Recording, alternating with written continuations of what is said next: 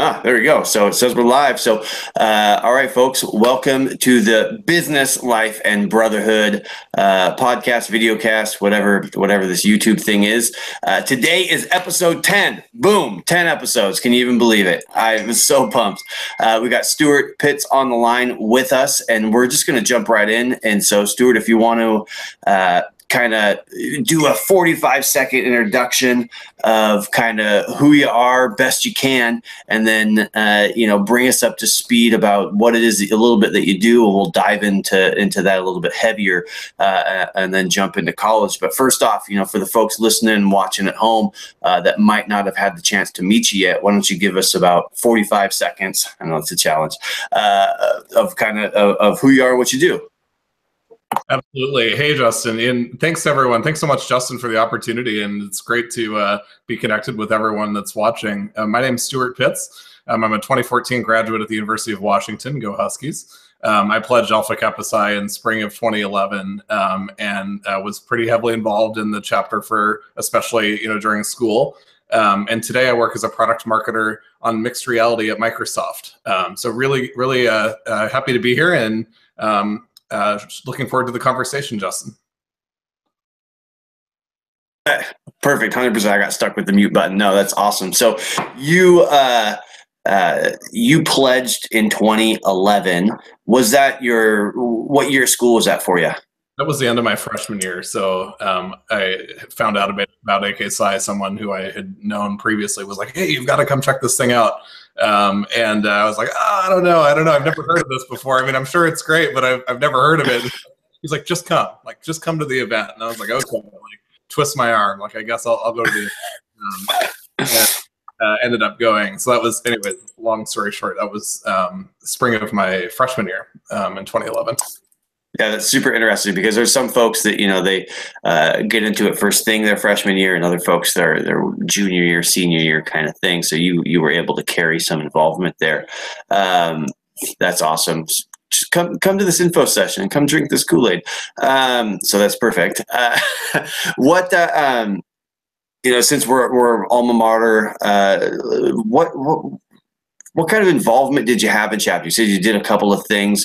Walker, did you have any big projects or any leadership roles, or what did kind of the scope of that look like for you? Yeah, I'd say I took I guess after I finished pledging, it was time for summer break. So when I came back in the fall, I was lucky enough to join the professional development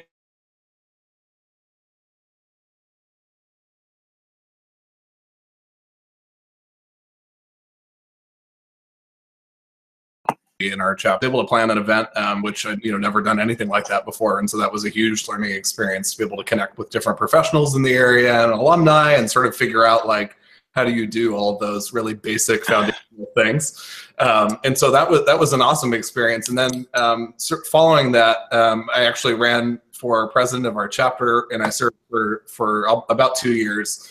And it was a really awesome opportunity to sort of figure out how do we get a bunch of people in the chapter rallied around renewing the chapter's sense of purpose. And I'd say there are things that I did well, and there are things that I could have done a lot better. And I think there are things the chapter did really well, and the chapter could have done better.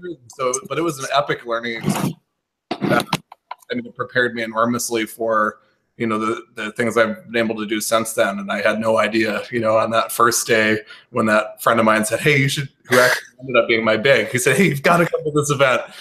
Little did I know how much I would learn in a really short amount of time. So that's a high level. That's 100%. That's awesome. Especially when you can get into an environment like that, where you can actually affect some change in kind of a microcosm, or a small, kind of pressure test. Hey, how do we put on these events, Pro D events, or I did Pro D a little bit myself, and it's just like, how can we get, all the stakeholders involved to actually care, and show up. And then the same thing with being president and having a goal, and so you almost 2 years, huh? That's incredible. Do you feel like, do you have some big things that you got done that you felt really good about when you left, or legacy, or were you able to get some of your goals lined up and accomplished? Yeah, it was a really interesting opportunity because, candidly, when I had crossed into the chapter, I didn't know during the time that I was pledging that it was a pretty a challenging time for the chapter. The chapter had never folded over its existence since 1919, but this was a time of a huge amount of apathy in the organization. I remember when I had taken the role as president, I remember there being something like 100 to 120 members on the roster, but only 30 to 40 people showing up, and we were paying dues for people that weren't actually present. And it was like, oh my gosh, like how do we together tackle some of these problems?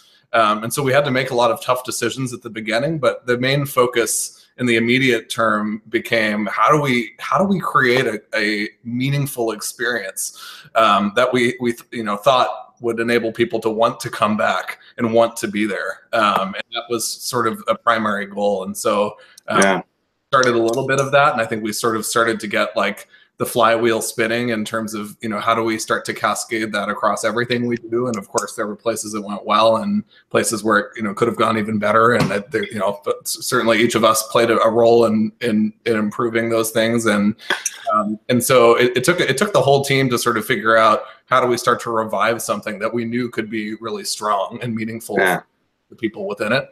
And so it was a long journey. So I'd say within about a year, we had a unique opportunity to do something that I know many chapters, across the U.S. and perhaps in other regions as well, are able to do, which was to host a regional officers training.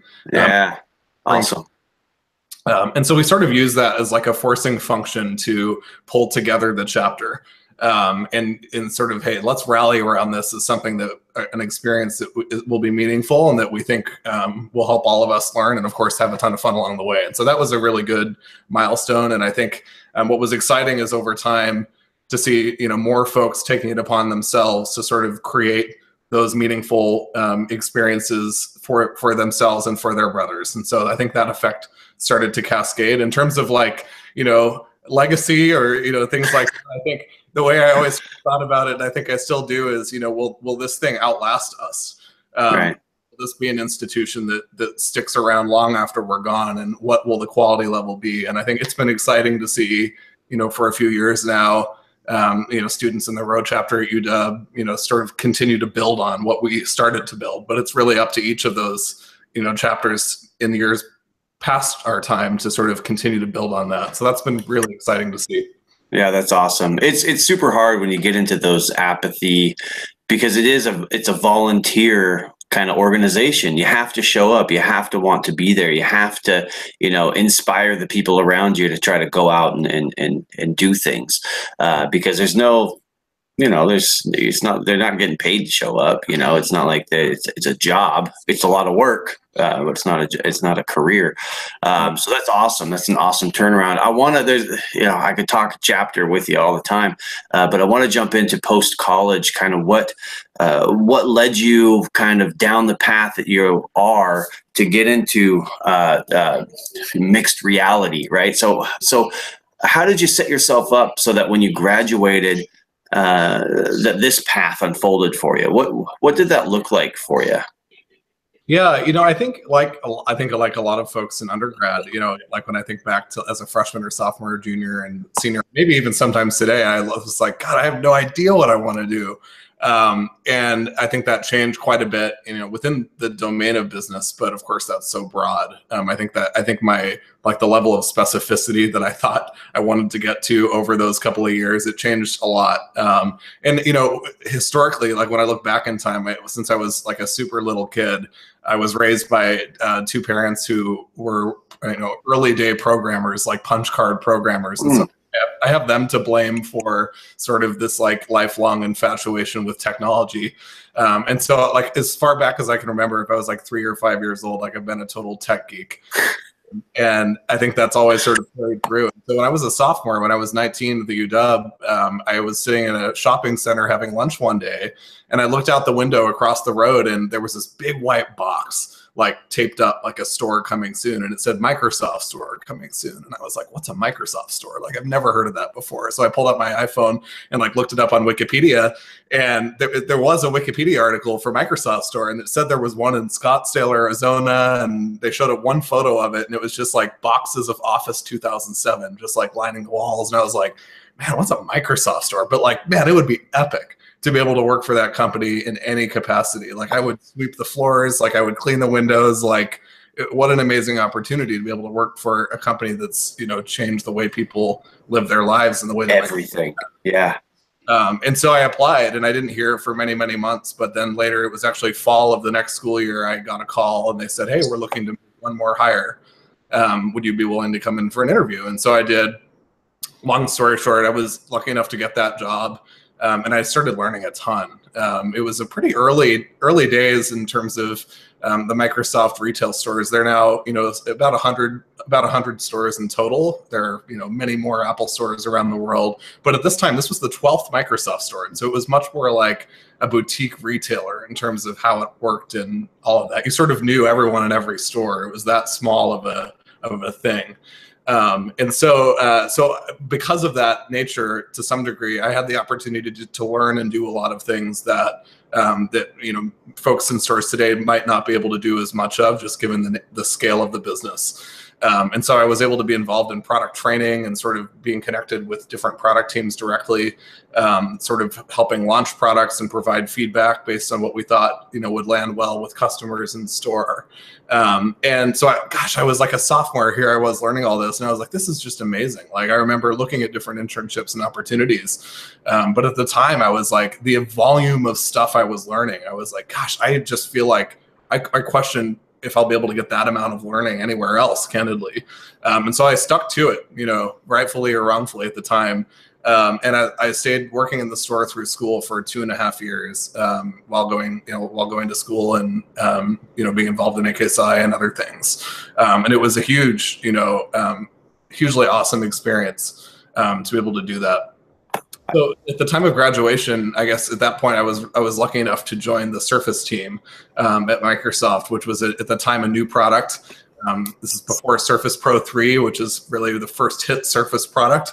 And it was a time when the Surface business all up was, you know, there had just been a $900 million write down of inventory, and it was a pretty tough situation. But I had worked that on the front lines. And so I was just like super excited to be able to jump in and actually work as a core product marketer on Surface at that time, both for current products and also looking ahead to future products. So I guess maybe that was a little more detail than you were looking for, but that's a little bit of sort of how I got from this little kid that was obsessed with technology to sort of through school, and then the beginnings of being able to work at Microsoft. Yeah, 100%. No, I love that so much, because you're literally just having a cup of coffee or sitting down and said, "What's that?" Looked it up on your phone, and just, you know, it just had this kind of serendipitous kind of moment of leading you down that road. I mean, that's pretty rare. I don't know how many people you know that have had an experience like that, but you're the only guy I do. So it's just, that blows my mind, man. And so you got in, and you with working at the store, making those connections and product launches. Was it a reach for you to be able to give feedback on a level? Because it kind of sounds like you were on the ground floor of this company, but Microsoft has been around forever. I mean, what was that like internally, being able to give feedback and provide value, you know, through the process?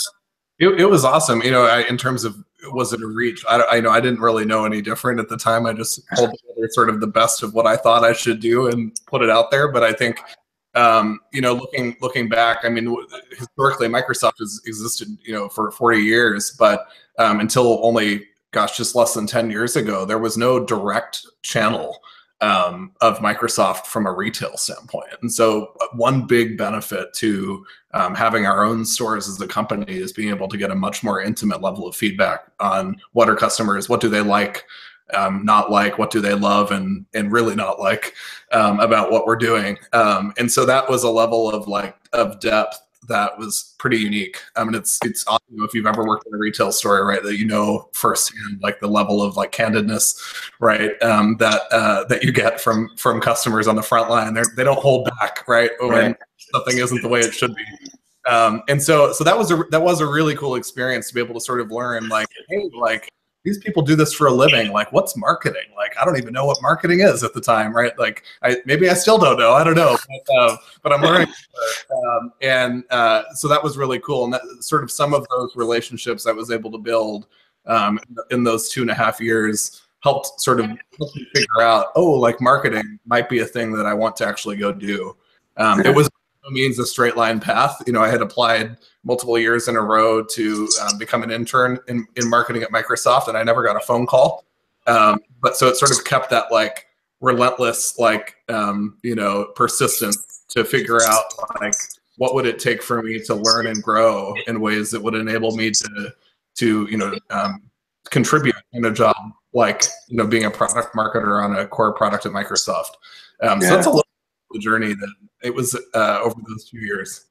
No, I love it so much, because one of the things that really clued me in is what you said. And you basically said that you were too young to know that if you shouldn't be providing this kind of feedback, right? I mean, isn't that what you said? I mean, I just love that so much, because there's so many people out there that get into a role, they get into doing something, they fought tooth and nail to get there, but then they don't continue to chase it, try to add value, and you just didn't know any better. Like, you didn't know not to. I think that's incredible.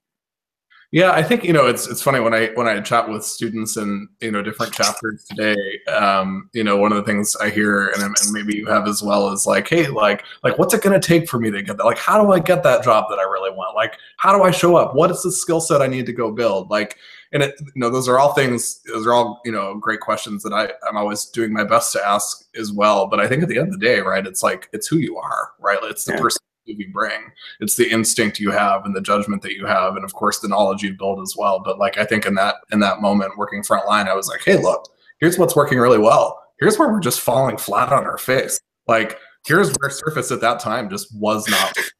There were some fundamental things that didn't resonate, right? And so, but that was, of course, there was a lot of appetite. That was the feedback that folks were looking for. They wanted to make this thing as big of a success as they could. So it was a very unique position to learn in, to be able to sort of get that candid feedback on the front line and then say, I'm going to go take that, Mr. or Mrs. Customer, and I'm going to go provide that right to the person who can go do something about it. So in a way that the person that can do something about it will listen, right? Because it's just not being able to come to them, but be able to position yourself in a way that says that, hey, please listen to these problems and fix them, because not everybody has the capacity to communicate in that way either. Because it kind of when we talk about it so quickly, it sounds very quick and easy, like, oh, I got this job and then I was in a position to communicate. But there's, like you're saying, with the skill set being in the right place and stuff. But it just blows my mind. And that you had to continually apply into other roles, that it wasn't just something that was, oh, I got in at the Surface store or at the Microsoft store, and now I do this, because obviously that's what happens to everyone. Yeah, it's funny, like if you look at you talk to lots of people, right? And they're like, oh, what have you done? And people have done all these things. And you're just like, wow, like, was that really just a straight line path? And I'll tell you, at least from my perspective, it was by no means a straight line path. It was super crooked and disjointed, right? Like, but I was really lucky to be able to right out of school sort of join a team that I felt really passionately about, but also a team of people that were super obsessed with what customers actually thought about the stuff that we were doing. And so that was great. Yeah, persistent and obsessed. I mean, if you're chasing something, those are the two words that are going to carry you the farthest. That's awesome, man. And so let's talk a little bit. I mean, just from those moments, the different avenues. I mean, how many different departments or different projects or different things have you done Did you have to apply to them all? Did they pull you into these places? I mean, can we talk a little bit about what that line has looked like to get into mixed reality? Yeah, sure, absolutely. So, so in the store, I was what they called a product advisor, really a frontline seller and also customer trainer. And so that's sort of a lot of the scope of that job I had for a few years during school. The job I joined on the Surface team at Microsoft after graduation, I spent just less than a year and a half there, and it was really core product marketing for Surface with individual customers. And so our job as a team, a pretty small and scrappy team, was twofold. It was really what's it going to take to make Surface a hit, the existing Surface devices we had in market a hit with individuals, which we did by going really deep with specific audiences of people like creators and students and mobile professionals, architects, STEM professionals, designers, and sort of looking to see, can we build some momentum there, sort of ground up grassroots momentum, and then start to spread momentum and adoption of Surface more broadly. So that was sort of one focus of the job.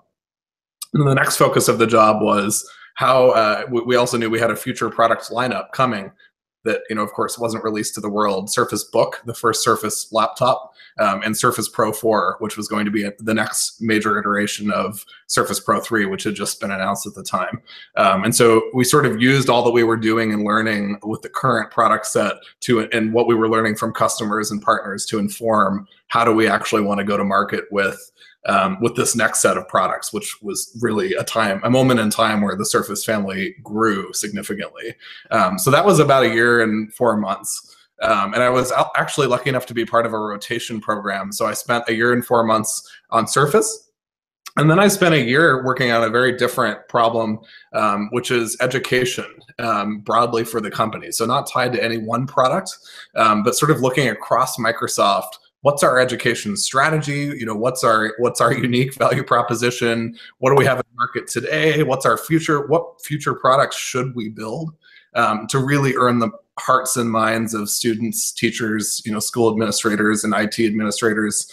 Sort of this complex influence model that exists within education institutions.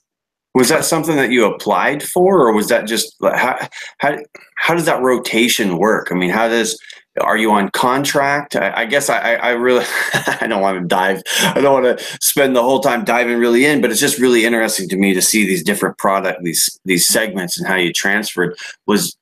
So what did that look like to get from one place to the next? You said a year and 4 months, and then you just switched over. Tell me a little bit about that transition. Yeah, sure. So this was actually the first year where Microsoft created a college hire program for undergraduate marketing hires. And essentially it consists of 2 one-year rotations. Mine ended up being a little bit longer on the first one and slightly shorter on the second. And so essentially you were guaranteed some kind of placement in a next rotation, but it was largely up to you to figure out and navigate. Well, first, where should you go? Where do you want to go? How do you get there? Which I thought was great. Given at the end of the day, I've always considered it upon myself, like it's up to me to own my own career.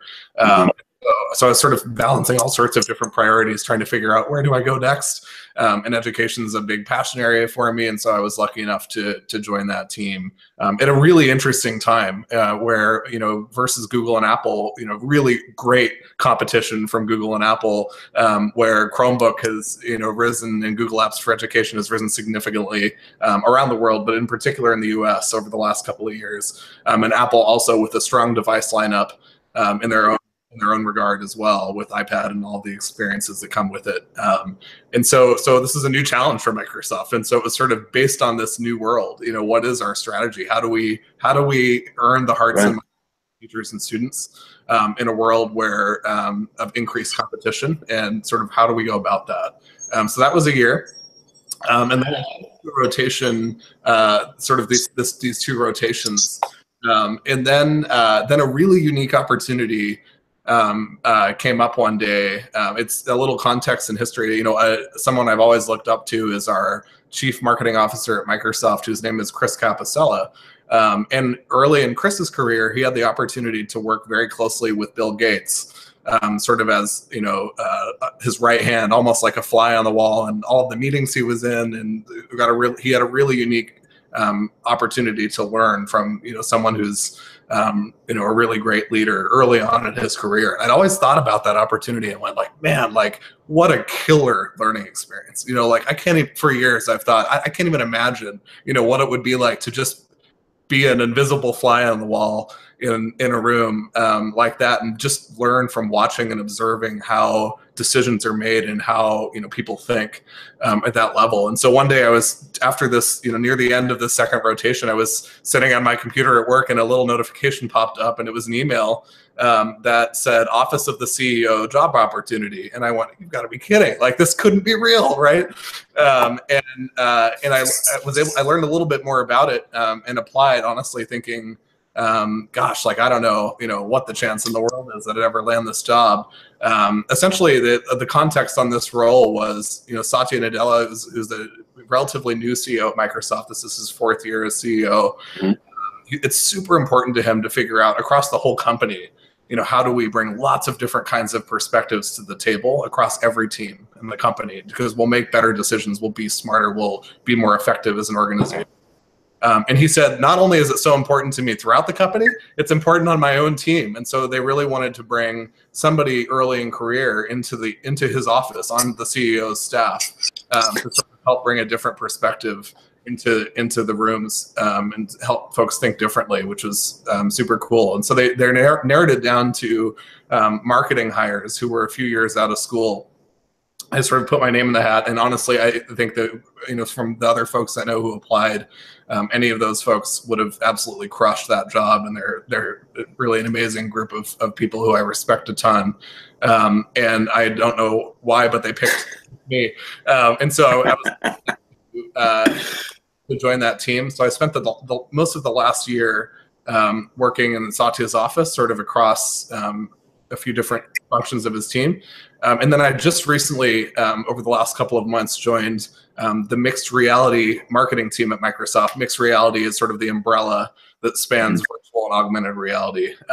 So there's a bit of history, and happy to dive deeper. Yeah, 100%. I love it so much because the application, the paying attention, and I'm so glad you cleared up for me that the program when you hired is what allowed you to make that transfer into education and marketing that way, because it was designed to have a pivot in it. And I was like, going, how do you pivot from one thing to the next on these cycles? Because I'm used to hearing about contracts and people vying for full-time FTE and stuff like that. So did you apply for other stuff too while you were in it, or were these things that kind of popped up the only things that really caught your eye, or had you been kind of looking at some other stuff as well? Yeah, no, totally. I spent a lot of time sort of thinking about, like, reflecting on what's the stuff that I've just learned in a really short amount of time.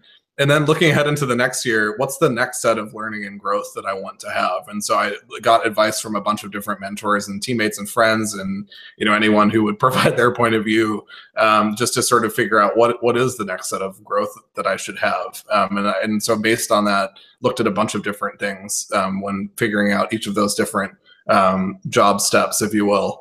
And decided that would be the best fit. And I have a huge amount of gratitude for the company in creating the opportunity to rotate like that, in very different places around the company in a short amount of time. Because now here I am. It's been about 3.5 years. I've had 4 different roles in 3.5 years, a handful of managers. I've worked on a bunch of different problems, and I think that I've learned a ton from it. And so much better off, having been able to go through that kind of, slightly fragmented journey, not a linear path. Yeah. No, it's awesome. And then the compressed time of the projects that you're on and everything else just adds to how much you learn, how quickly, and then knowing that you're going to have to pivot or some change is going to happen definitely puts pressure on you to make a choice, which I think is awesome. So in that speed, reaching out to mentors, reaching out for advice, making applications, and the people that you worked with in the past, do you feel like you have stronger connections now throughout the company, or even from the surface? Keep calling it the Surface store, but the Microsoft store. Do you still have connections with those people? I mean, what was it like to communicate and reach out to people as you moved through these roles? Do you still have those relationships with people? Do you still network with those folks? What does that look like? Yeah, absolutely. I mean, I've been able to meet a bunch of great people in each of those places, and I think, I think about in AKSI and in undergrad school, you hear networking mentioned so much, and I think, networking is certainly important, but I've always sort of thought of it more as relationship building and sort of figuring out beyond networking, which I always sort of, the connotation I sort of hear from networking is like, what's this person going to do for me? Versus in a relationship, right? What are you mutually doing for each other? And so I always, I don't know how well I did, but I've always sort of done my best to sort of, get to know the folks that I work with and sort of learn from all the things that they've done. And it's been fun sort of to fast forward, and then still get to be connected with all those people who now many of whom have gone on to do different things, and many, and super unique. So yeah, totally. It's awesome to have like sort of this growing family, if you will, of folks that I guess a lot like AKSI, where you're constantly building these deep relationships with people that you can always refer back to and lean on. Yeah, absolutely. I mean, I was reluctant to use the networking word, but I wanted to ask, because it is kind of like, I think about it as building like industry friends, right? People who are in different industries and cross paths, and you want to learn more about what they do. And the other one that I really like that touches on what you said is 4951, right? I want to be adding value and bringing as much to the table and connecting people with other people that they can help, and other people that they might not have met that can do stuff. And that's really the foundation, is the way that I see it. But you're totally right. People hear that word networking and they feel like they're going to go into a room and pass out a bunch of business cards, and that the world's going to be their oyster. What can you do for me? I love it. I love the 4951. That's a good, I'll have to take that away and remember that. That's a good, I like that.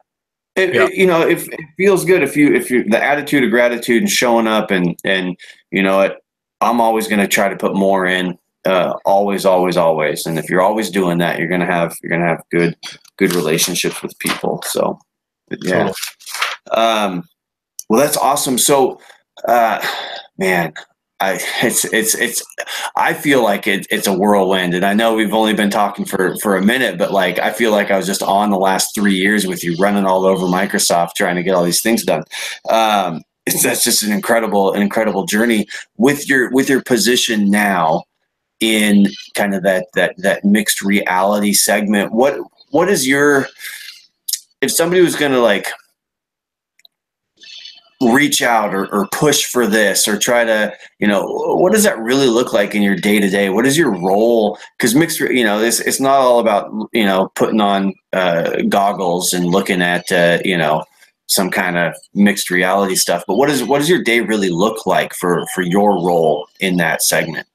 Yeah, totally. So, so a little bit of context. So essentially our job as a core product marketing team for mixed reality is to look across all the stuff that Microsoft is contributing from a product standpoint, a services standpoint, to mixed reality as a category, sort of across virtual and augmented reality and everything in between.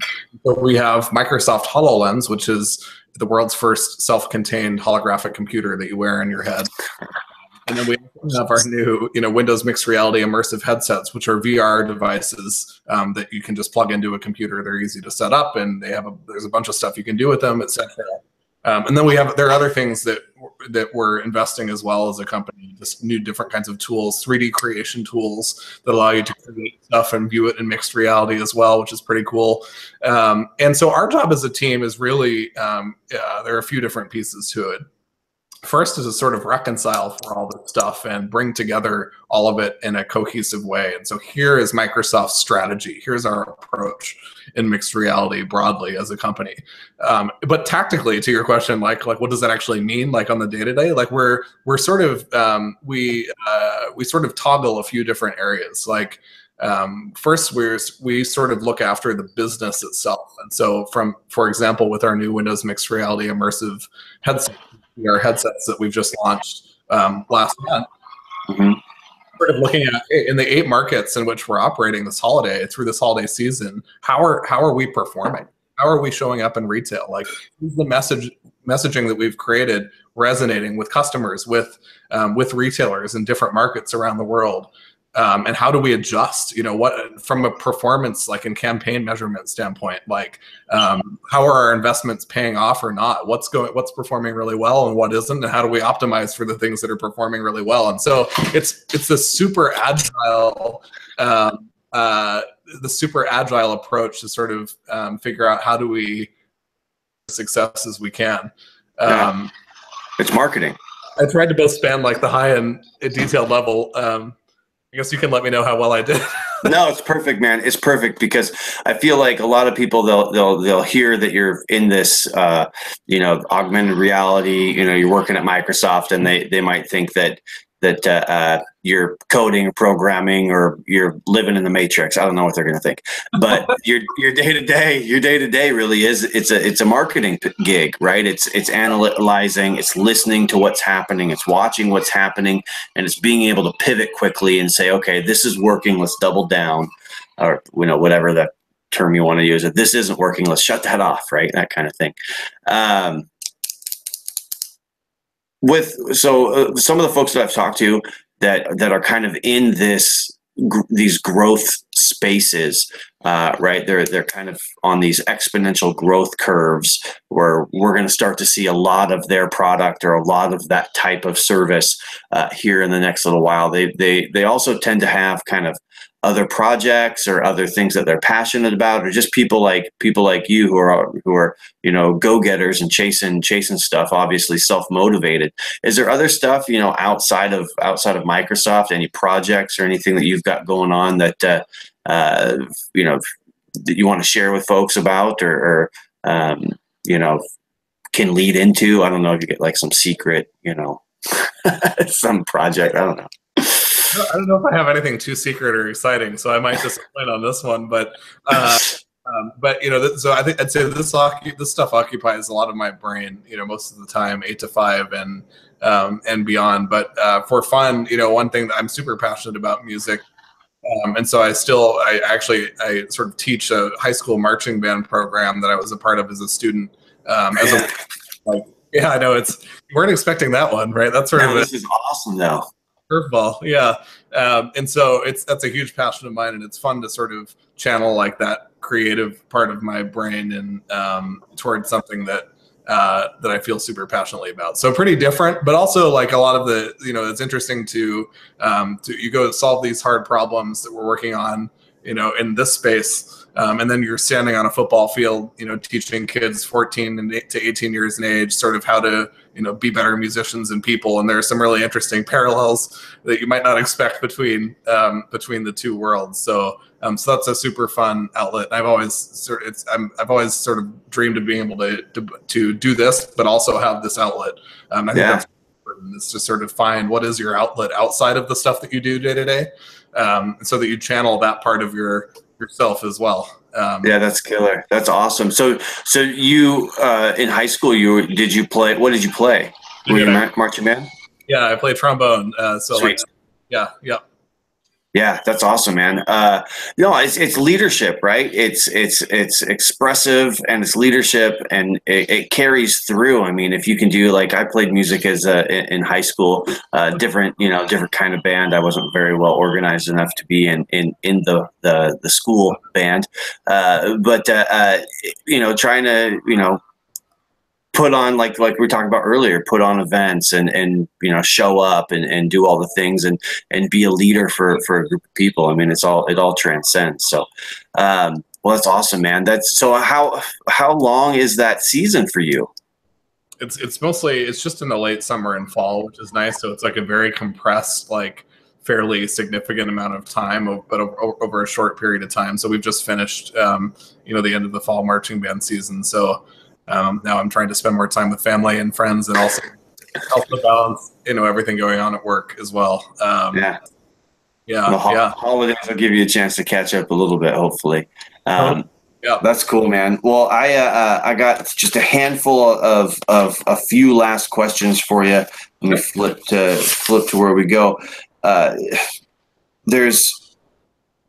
So one of the ones that I really find interesting is when you find somebody who's got the kind of energy that you have and the passion that you have for what you do.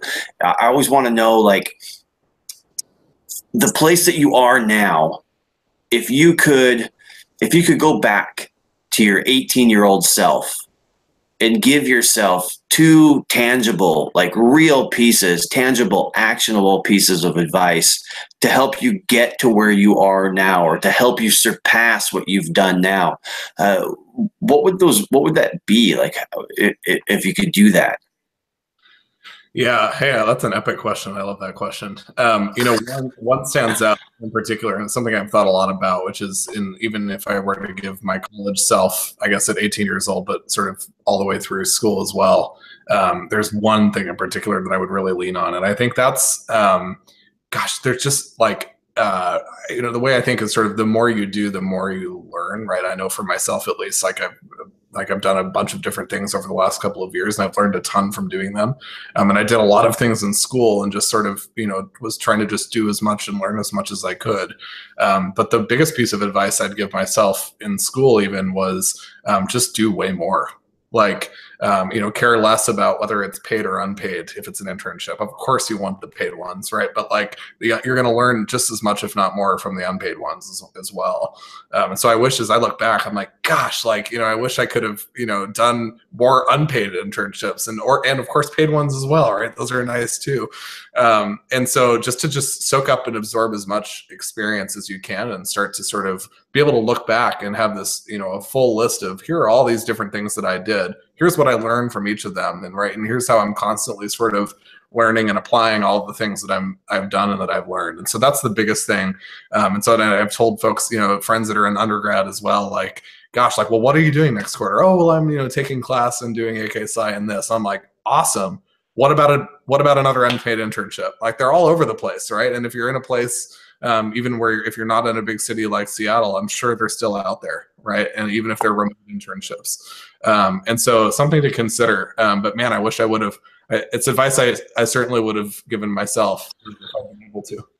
Yeah, it's good advice now too. I mean, it's even out of school is you look back and you think like, oh, that was so stressful in the moment, but then in hindsight, you're like, wow, I can't believe that was such a big deal. I should have been able to do so much more, and to remind yourself now that, yeah, you can say yes to more things, taste more things, and yeah, that's awesome. I love that so much. That's so cool. So you talked a little bit about the marching band, but outside of work and outside of kind of your day to day, if somebody was going to run into you, if the best chance of somebody just running into you outside of those things leisurely, where would, like around town or otherwise, where would that be for you? Yeah, totally. I mean, as of recent, my wife and I were married this summer. Yeah, congratulations. That's awesome. Thanks. And we bought our first house just before that. And so you'll find me installing molding, some of which you can see amidst the Christmas decorations behind.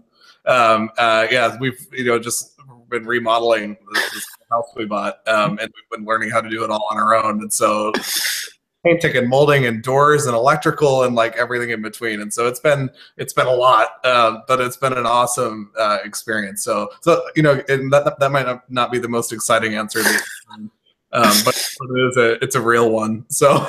Yeah, no, 100%. You know, it's not like, oh, you'll find me doing yoga in the park at Green Lake. No, if you want to find Stuart, you have to go to his house because he's working on his house. That's just the way it is. That's the story as of recent. So, yeah. Well, no, that's awesome, man. That's awesome. Congratulations on. I mean, that's a big year. That's great.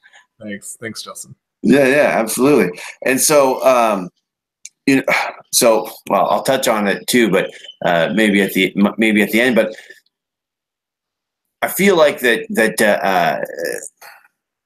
you have the capacity to make decisive decisions, and that's a phrase that I love. Decisive decisions, and a certain energy about you.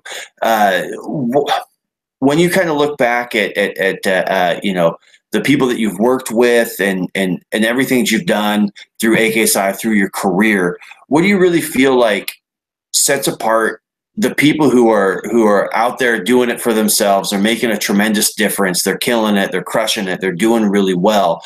They're winning, right? They're doing awesome. From those that just maybe can't get started or haven't or aren't. Does that make sense? Yeah, totally. No, it absolutely does. I think, this is something I've learned, and I'm trying to learn every day. And I think I'll just keep learning, more and more every day. I don't know if there will ever be a time where I'm like, yep, check, like now I get I'm done. But I think, when I look at people I've worked with and look at people that I've looked up to and friends and mentors I've had and people I've never met, but that I still look up to, I think the thing I've noticed seems to be this contagious curiosity, right? Like this, like never stop learning, like this constantly absorbing, constantly internalizing, constantly sort of introspecting on, how you can improve in everything you do. And that there's no moment, right, where you know it, right? But that in every moment you're looking to just sort of absorb more and constantly ask questions. And so, gosh, even, some of the interns that we've had, constantly asking questions, that ability to sort of like constantly ask questions and constantly be looking to learn more and learn how to think, is something I, hope to be able to do really well. And sort of every day I don't wake up any morning and I'm like, yep, got it. Like I do it really well every morning. And I'm, gosh, I hope I can do it better today than I did yesterday, Yeah. And so that's something I've noticed, and I'm trying to learn how to do to the best of my ability as well. Yeah, 100%, man. That's awesome. There was this book. I think it's an older book, so it's kind of dated, but it was is it John Maxwell? Good leaders ask great questions. Oh, and that's the whole premise of the book. Yeah, I think you can get it on audio or quick, but yeah, that's it. I mean, if you can, the better question you can ask, the better answer you're gonna get, and that doesn't mean it's the end all be all. You got to keep asking more questions. I love that. And so you kind of alluded to it, but because you talked about people that people that you follow, and then people that you haven't met, but you still kind of take them as mentors. Who are you listening to now or paying attention to now that, somebody that you haven't met, but you take their advice? I mean, is it podcast or books or anything like that? Do you have anybody that you kind of hold on to as a mentor, but you don't actually know them as a person? Yeah, that's interesting. I two thoughts. Like one, I'm constantly like absorbing stuff on my phone, and so I don't read as many. I won't pretend to say that I read as many paperback or hardback books as I should. I should read a lot more books than I do. But I'm like constantly, like many of us, I'm constantly absorbing stuff on my phone, constantly reading. I follow all sorts of people online, and I'm just always sort of just trying to absorb as much as I can and like see the world transform and hopefully learn from it. But from a mentor standpoint, like I've sort of, purposefully, like intentionally and unintentionally, built really awesome relationships with a variety of folks of different kinds, right? Different styles, different approaches, different kinds of mentors for different purposes. Both, like at a similar place that I'm at a much more senior or, later stage in career than I am, and sort of everywhere in between. And, folks, undergrad, folks always ask, well, how do you get mentors? Or people that just start, how do you get mentors? And I think, you start to build those relationships, right? And nurture them. And it can be your last boss can be your great mentor. I try to do that to the best of my ability with people I've worked for in the past and people I've worked with as well. And so I sort of have a collection, I guess you could say, of mentors. Some of them are more formal, some of them aren't. And it's just awesome, to be able to have people you can go to bounce ideas off of them and be like, hey, like, what do you think of this? Or like, hey, did I do this well, or did I completely mess this up? So anyways, that's a little. No, I love it. There's not like a sign-up sheet, right? There's no like, let's sign up on this mentorship program. It's just, that's not the way it is. It's who did you decide to take advice from, right? Because that's an influence on. You don't have to take advice from everybody, and just you can, and then you get to choose. So yeah, no, I love it. Is there? You said you take in a lot of info on your phone. Is there a particular blog or a particular that you find yourself going to, or a podcast, or anything that you find yourself going to more than others? Yeah, I don't know if this is true for, a lot of the folks listening here as well, or for you, Justin, as well. But one thing that I've really started, I'd say within about the last year or so, that I've really started building into my regular routine is LinkedIn. Just from like an absorbing information standpoint. And there are so many LinkedIn influencers who, sort of different folks across business and different, categories of different kinds of organizations who write a lot, both senior level folks, but also just really interesting individuals within different places of the world and different organizations. And so I'm always sort of, scavenging LinkedIn for, what's the next interesting person I should, follow and read their stuff on. So I would check, if you haven't checked that out, I would totally recommend, checking out all the stuff that's buried in LinkedIn. People follow. Yeah, absolutely. 100% agree. I mean, people are out there to build credibility. They're leaders in their field, and they're putting out so much good content. Totally. I mean, that's, yeah, spot on. It's better than trolling and going through Facebook or Twitter or something. Twitter's not bad. You still get some good articles on Twitter, but Facebook is not so much. At least not that I see lately. I don't know. So one of the things that is like my last kind of big question is well, I heard a rumor that maybe you can substantiate, and I don't throw this on you, but it sounds like the Row chapter kind of started this company within themselves, and I wanted to touch on it a little bit because it sounds like it's a PR marketing thing that they do. And I heard that you were involved in that. Is there any light that you can shed on because it sounds like they built a business within their own chapter. Was that something that you touched on or worked with, or do you know what I'm talking about? This PR firm that they did? Yeah, totally. So the history here is essentially, I had the opportunity to attend convention and a couple of PBLIs. And one of the things that I learned through those events as I was meeting different people was that I learned that there were just a handful of chapters, amazingly to me, just a handful, that started their own consultancies as a part of the student chapter. And I thought, oh my gosh, like what an epic way, to sort of create value, meaningful value for members in your chapter. And so the way I think about it, and sort of this is some of the, part of the initial idea, and having the idea was easy, but the folks who executed it and made it real, deserve the credit. But the idea was sort of, as we looked at the journey of an Alpha Kappa Psi member in the chapter, we sort of looked at and thought, like, we spend so much time sort of taking, this chunk of the bell curve and moving them to this place of the bell curve, so taking the majority of members and bringing them to the middle part of the bell curve in terms of the professional skill set that they build. And then we help them learn how to write resumes and land internships and all of these things and how to show up in an interview.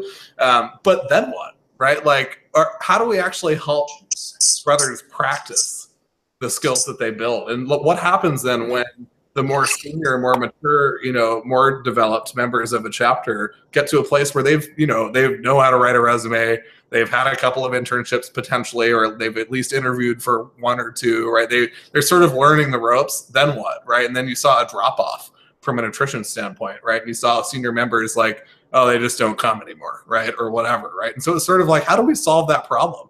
Well, what if we actually gave them something meaningful to do, right? How do we actually help them practice the skill sets that they've built. If in the case of, we were really lucky in Seattle to have a bunch of different big companies in the area where many members, brothers had interned. And so like, how do we encourage them to come back and actually play a role in helping and both learn themselves and also help other folks learn? And so that's sort of where Row Consulting was born out of, was sort of the need and desire to create that next stage of learning, to actually practice the skill set that you built and learn through it. And so we sort of started, a student-run management consultancy pro bono. And we're not really knowing what would happen. Would it go well? Would it not? We were lucky to have a faculty advisor who we sort of recruited to play a role in Kickstarter. And it's been for, I think, 4 or 5 years now. They have multiple consulting teams now within it. It's an application only thing. But it's sort of thought of, I think, to the best of my understanding within the chapter, as like, it's this thing for folks that then actually apply what they've learned and go get more experience. And so it's something that a handful of chapters do that I've become aware of, but you can certainly get in touch with the brothers at Row chapter if you want to learn more about how they do what they do. It's amazing, the organization they've built and the consistency of which they've been able to do it over 4 or 5 years now it's pretty awesome. Yeah, it's incredible. And I really did want to touch on that, because I think that there's a place in chapter for people to be able to try something different and do something more with little to no real risk. I mean, there's really, like, what's the worst that could happen? Not much. And they've built this system, from what I've heard, and this process that you were involved with is they've done a tremendous job. I mean, it's amazing to me that I'm always so excited to learn about it. And then when I learned that you had some involvement, and I was like, oh man, this is awesome. Like, I can't wait to talk about it. So I appreciate you going over all that. And so with them, I mean, if somebody would just look up Row Consulting, find them, and then they apply to be, hey, I'd like your consulting services, and I'll make an application to do that, right? Yeah, totally. And so from the beginning, it was sort of, I think the first client that Row Consulting recruited was a nonprofit organization in the Seattle area. And I think, I believe now they've expanded both to include, to do services, to do work for for-profit and nonprofit organizations. I mean, eventually, that should be a model where clients are actually paying for the services, and that can become a fundraising motion for the student chapter. I don't think they're quite there yet, but they will get there. Like, I have total confidence. And so it's cool to see now they have multiple recruiting teams working with multiple different organizations sort of on a regular basis. Anyways, it's super cool experience. They've done an amazing job, making it real. If you want to learn more about it. Yeah, no, that's awesome, man. Is there anything that I know we kind of had some back and forth communication, and traded some emails before we and talked even before we hit the record button. But is there anything that we didn't touch on that you were expecting to talk about, or anything that you want to add that we didn't cover? No, I don't think so. Justin, it's great to chat, Justin, and we'll have to meet up in person sometime and grab a coffee or whatever, or drinks or, the like. And so, thanks for the opportunity. And I hope, it's great to be connected with other brothers in the region and beyond. And, feel free to reach out and, send a message on LinkedIn and say hello if you want to get in touch and chat. Yeah, absolutely, man. I really appreciate you being here. That was going to be the last thing, is that if folks were looking to reach out and say hello to you, and if they see this or they had questions, is LinkedIn the best way to follow up with you and touch base? You bet. Yeah. Feel free. Perfect, man. Well, hey, I really appreciate you making time this evening to getting the holiday vibe going here. We're going to have you released. We'll put this out for the holiday episode, but I really do appreciate you making time for us. And for the folks home, listening, watching at home, follow up with Stuart on LinkedIn, follow what he's doing, reach out, and we're always excited to have you. So I really appreciate it, man. Of course. Hey, thanks everyone. Thanks, Justin. Yeah. All right. Sign off.